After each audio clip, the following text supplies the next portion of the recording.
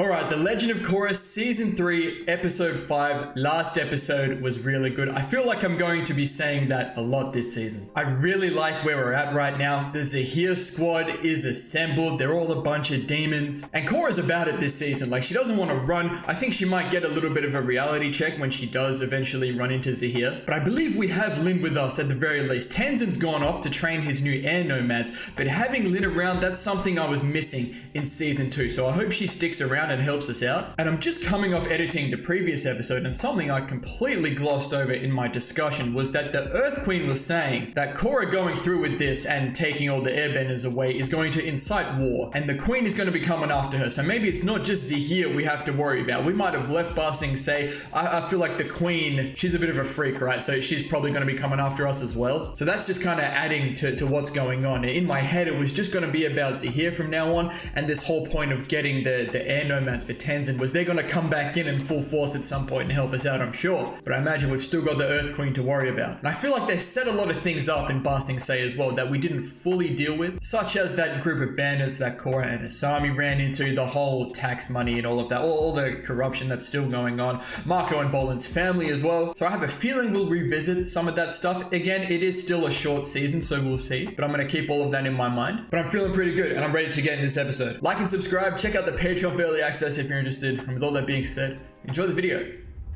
Chapter 5, The Metal Clan. Okay. Hey, show me Toph. You won't. Zuko's alive, man. Toph could still be alive. And Lin's here. Makes a little bit of sense. While you're playing fetch, 4 of the most dangerous criminals in the world are hunting you down. Relax, we just got here. Besides, that's a very no one knows where I am right now to be except doing. us. I think she wants you to throw it for her. Have some fun, Lin. Ew. I'll pass, thanks. A city called Zaofu, the home of the Metal Clan. You know the place?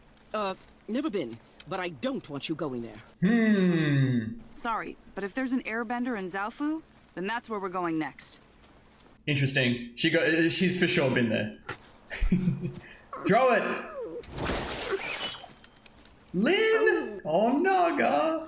My other thought was that this could be a bait, but holy shit, this looks awesome. Are those lotuses? Like metal lotuses? Yo.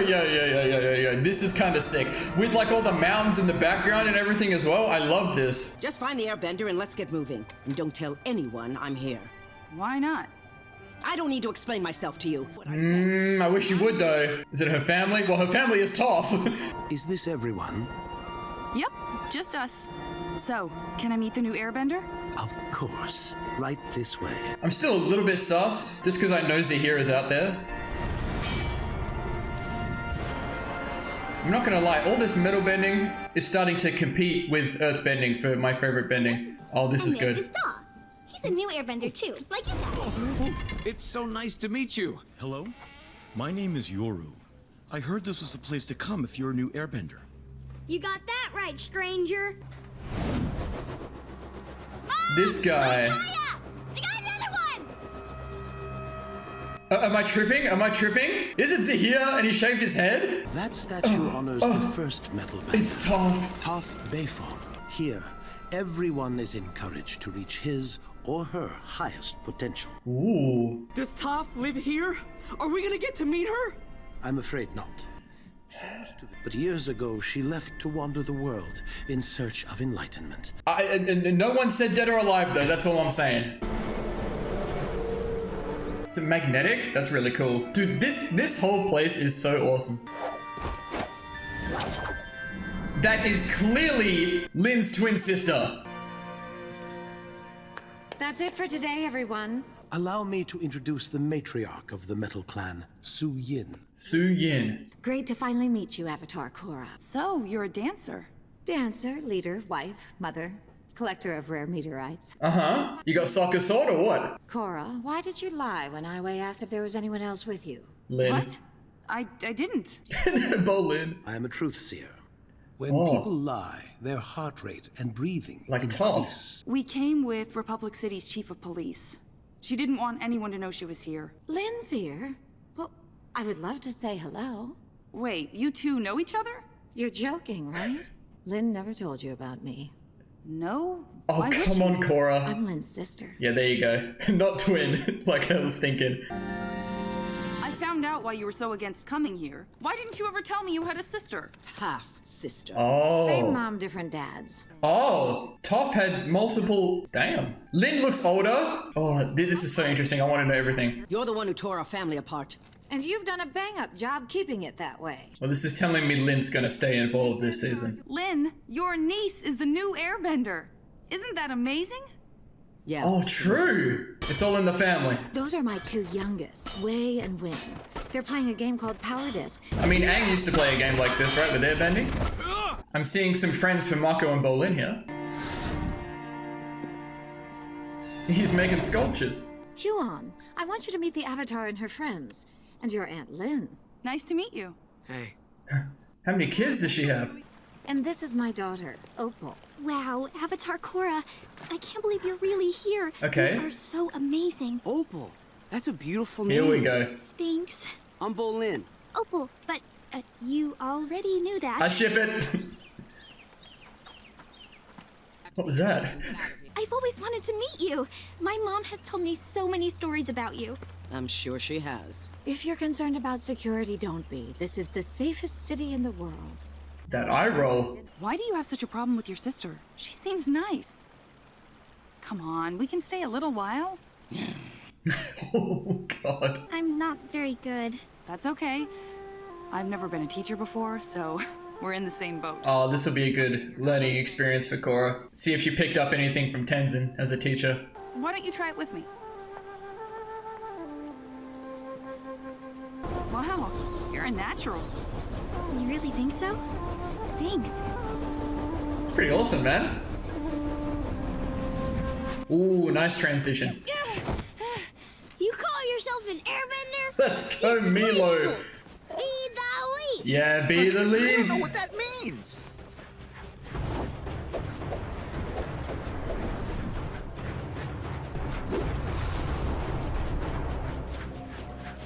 Now that man's a leaf. A student is only as good as his master. Hey, true. Respect Milo. He's with a whole group of other airbenders at the Northern Temple, and he wants all of you to join them. And the Avatar is with them? No, apparently she had to split off from Tenzin. That's unfortunate. I was really looking forward to meeting her. I'm not gonna lie, I don't know for sure, but the fact that he's asking about Korra is telling you all you need to know, right? 5 kids. What a nightmare. 5? No, my children are a blessing. Well, this is the thing I was thinking about. Lynn doesn't have kids because it didn't work out with Tenzin. I feel like Lynn might feel like she didn't get to be, or like reach her potential kind of thing. That's why she doesn't like it here. But clearly there's family things going on as well. I know, right? I don't think I've ever had a bad meal in my life. Oh, I had plenty when Mako and I were living on the streets. I'm sorry. I didn't know. No, it's okay. It's okay. That's all in the past. Things are great now. I got to be a pro bender, fought against a dangerous revolution, became a mover star. Wow. Your life sounds so exciting. Ooh. Reminds me of Toph a little bit. Toph wanted to go out and do stuff. She thinks she can just do whatever she wants. Sounds familiar. What? Nothing. So I petty. mean, the idea of even having a queen is so outdated. Don't you agree, Korra? I haven't really thought about it too much. The world is evolving, and the Earth Queen can evolve with it. You step aside. No, I agree. You want to talk about what's really bugging you, because I'm right here.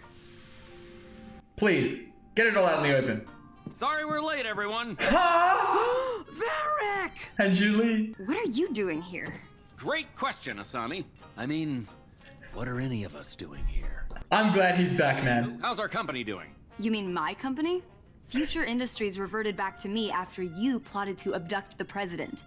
Allegedly plotted to abduct the president. That's because you escaped prison. No, the universe decided to set me free. This guy. I'm trying to keep the Avatar safe, and you're harboring a criminal? Ease up, Lynn. Sure, Varric's made a few mistakes in his past, but that doesn't mean he should pay for it the rest of his life. People change. You haven't. I think Lynn might be the one that needs to change. But there's obviously a lot going on behind the scenes we don't know about yet. So, you and Opal seem to hit it off at dinner. I'm saying. Yeah, you know, she's sweet and pretty and super nice. Too bad she's not my type. Well, yeah. The way Bolin was just like looking around when Opal was like blushing at him. I didn't know Bolin had a type. I thought female was his Maybe type. you're right, bro. Maybe Opal is Bolin material. I'm saying. I'm sorry for how Lynn's been acting. Can I ask, what happened with you two? We didn't have a normal childhood. Neither of us knew our fathers, and Toph was always busy being chief of police. Interesting. Because Mom grew up in such a strict house, Yep. she gave us all the freedom in the world, hoping we'd figure out our own paths. Okay. Lynn followed in her footsteps and became a cop. I was more of a rebel. Mom wasn't too happy with how either of us turned out. So I bought this plot of land, found a brilliant architect who later became my husband, and created a place I could truly call home. I mean, that's awesome, though, Sounds no? like you've created the perfect life here. Almost. I've always wanted Lynn to be a part of it, but I gave up hope long ago of her ever coming around. Hey, little lady. Wow, you're really blowing me away with your airbending. Don't be weird, bro. Why are you acting weird? Just be Why yourself. are you acting weird? I don't like how you're talking to me. Look, I'm sorry. I mean, I just respect get really that. Let him know. self-conscious when I know a girl likes me, and I end up acting stupid. Who said I liked you? Oh no. Mako said. There you go. Just kidding. There you go. But do me a favor and stop trying. Well, don't stop trying. Just They're perfect stop for each trying other. So much. I've seen enough. Just be yourself. Be myself. Yeah, I guess I could give that a shot. Good, good. Oh, yeah, okay. I'm with it. Let go your earthly tether. Enter the void. He was talking about and become wind. some monk in episode 1. No one's allowed in Daddy's study except Daddy. I'm sorry. I couldn't sleep. Don't touch Iki. What were you reading? A poem by Guru Lahima. This is the guy, the wisest Lahima. airbender who ever lived. Iki, you should be in bed. Come on. I think Kaya's onto this guy a little bit. You seem to know a lot about airbender history for someone who just got airbending. I've always That's a admired good the culture. question. Where did you say you were from? A small village up north. You've probably never heard of it. Wait. Zahir. Here we go. It's amazing how much a haircut can do to a person. I need some help!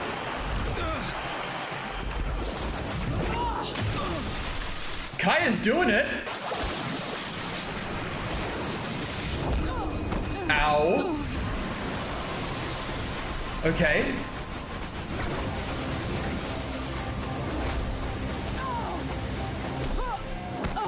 Sorry I won't be joining you at the Northern Air Temple. I'm afraid I have other plans. So where are the others? And it does beg the question, why does Zahir know so much about airbending culture and all that? Something I didn't really think about, and I really should have. I brought someone who wants to talk to you. You want to talk? Then talk. I'm sorry being here has been so hard for you. When you showed up, I was so excited to get to know you. I guess I was kind of sad that you didn't want to get to know me. Come on, then. I know my family can be a little crazy and overwhelming sometimes, but I would love it so much if you would be a part of it. Get out. Sorry, did I say something wrong? Get out! Lynn's got... Oh, look at Opal. Lynn's got a lot of stuff inside her head, man. Don't get mad at Opal. I asked her to talk to you because I thought it would help you snap out of whatever funk you're in. Why don't you focus on fixing the world and stop trying to fix my family? You're never gonna change. You're always gonna be a bitter, lonely woman. I think she needs to hear that, though, because Korra's right. If Lynn's gonna be like this... okay. That's it, yeah. Was that the episode? Okay. That was really good. I think you could really take a lot from this episode, but I'm gonna be honest, I'm kind of short on time, so I'm gonna do my best. All right, so right off the bat, the very first scene, Aang would do this a lot, where there was something really important that's happening or going on, and he'd just be off trying to have fun, and that's kind of what Korra was doing. But Aang would do it because he missed out on a lot of his childhood. Korra might be doing it because she's just a little bit more carefree in this instance, saying that no one knows where they are except for them. Now, the Metal Clan, dude, this city is epic. I think it's probably one of the coolest places I've seen in the whole Avatar universe. Significantly more modern, just like Republic City, and a big contrast after coming from Ba Sing Se, which is clearly still stuck in the past, and there was actually some emphasis on that this episode, which I'm really happy about. But I said a lot throughout The Last Airbender. Earthbending became my favorite type of bending. I think Toph was a big part of that, to be honest. But metal bending is right up there, man, and as an offshoot of earthbending, kind of makes sense for me. But I really love what they've done with this place. Geographically, it looks amazing. Like, it's built right into like this massive massive like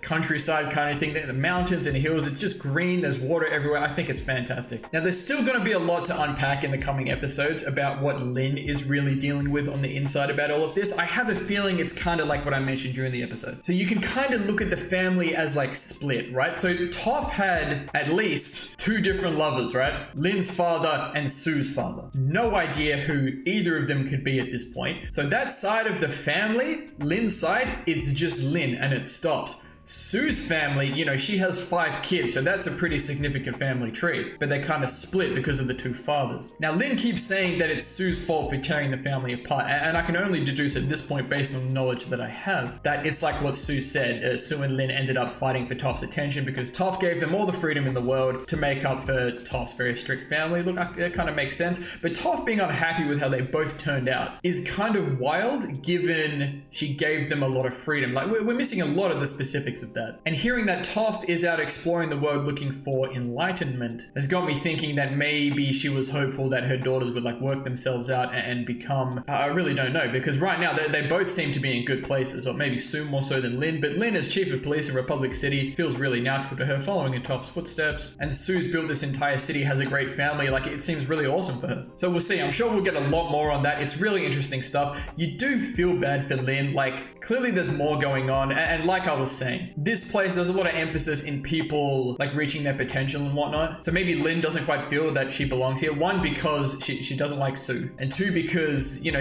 oh no, Lin didn't want kids. I've just remembered that. So that's really interesting to me. That might have something to do with this whole family dynamic. Now, that was in season 1 though, right? So I doubt they had all of this planned for Lin, but maybe they're just building off of that, which is pretty smart. Ooh, that adds a lot to this. We'll see. I'm gonna keep all of this in my head.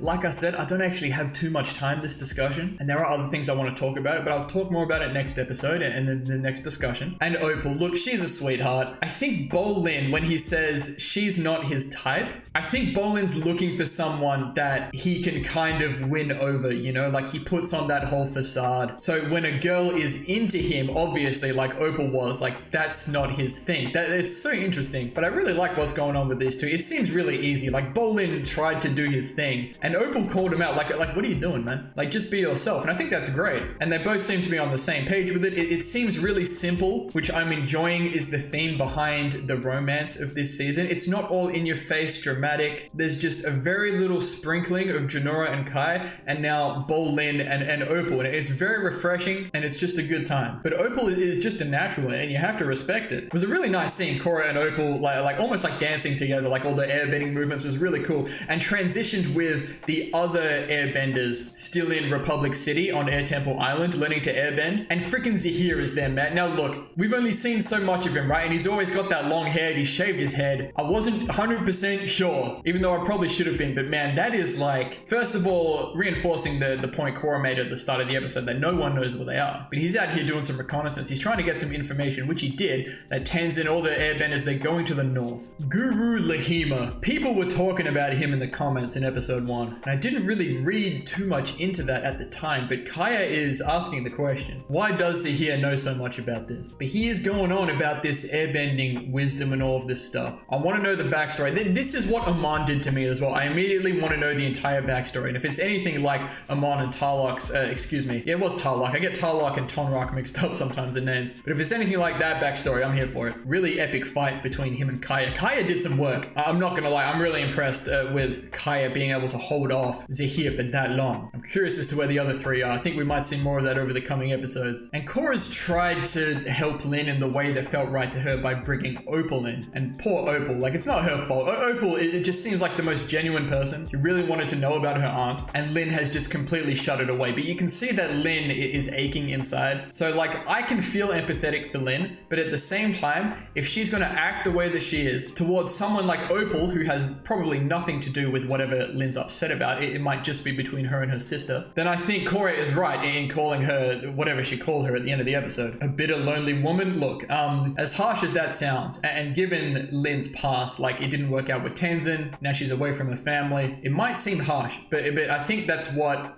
Lin needs to hear. And there's going to be a big turnaround for Lin in this season. It's kind of reminded me of Tenzin last season. It wasn't like a turnaround for Tenzin, but it was lots of character growth. So that might really be making up for Lin's absence in season 2 in this season, which I appreciate, that Beifong presence. Now we've got like an entire whole family tree of some sorts going on here. Toph's out there. They didn't say if she was alive or dead. I reckon we'll see her at some point. But I am very happy with all of that. That was a fantastic episode. Unfortunately, I'm going to have to leave this one here now. But I will make sure I edit this video before I watch the next episode so I can catch up on anything that I might have missed in this discussion. So thank you all so much for watching. If you enjoyed, please leave a like and subscribe to the channel if you want to see more. And as always, please continue to leave your comments and feedback down below. You know I always appreciate it. And we'll see you all in the next episode of The Legend of Korra.